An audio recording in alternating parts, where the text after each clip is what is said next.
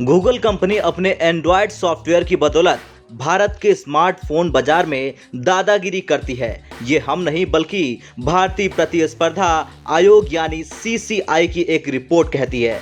दरअसल 98% स्मार्टफोन बाजार पर गूगल का कब्जा है और खुद इस जांच रिपोर्ट के हिसाब से भारत के 98% स्मार्टफोन मार्केट पर गूगल के एंड्रॉयड ऑपरेटिंग सिस्टम का कब्जा है। सीसीआई ने गूगल के खिलाफ स्मार्टफोन बनाने वाली कई कंपनियों से मिली शिकायत के बाद अप्रैल 2019 में यह जांच शुरू की थी।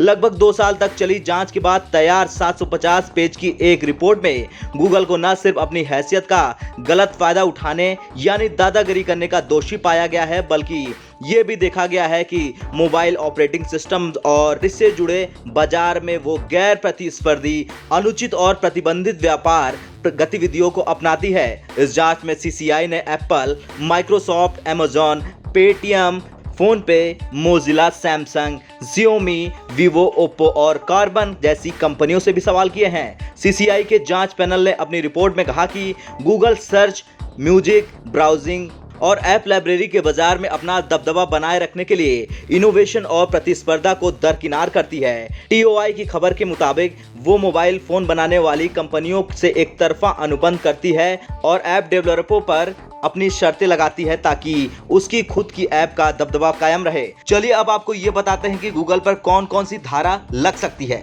दरअसल जांच रिपोर्ट में गूगल को प्रतिस्पर्धा कानून की धारा 42A आई, धारा 42B, धारा 42C, धारा 42D और धारा 42E के तहत दोषी पाया गया।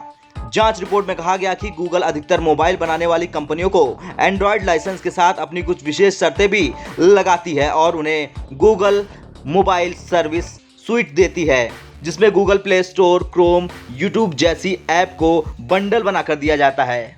तो वहीं सरकार से मोबाइल कंपनियों की मांगे भी काफ़ी है। देश में मोबाइल हैंडसेट बनाने वाली अधिकतर कंपनियों की मांग रही है कि गूगल उन्हें 12 एंड्रॉयड वर्जन उपलब्ध कराए और इसकी मोबाइल एप्लीकेशन डिस्ट्रीब्यूशन एग्रीमेंट को साइन करने के लिए पड़े। खैर, ये तो तय है कि गूगल पर भारी जुर्माना लग सकता है। अब इस रिपोर्ट के आधार पर अगर सीसीआई गूगल को इन सब के लिए जिम्मेदार पाता है तो उस पर भारी जुर्माना लगाया जा सकता है।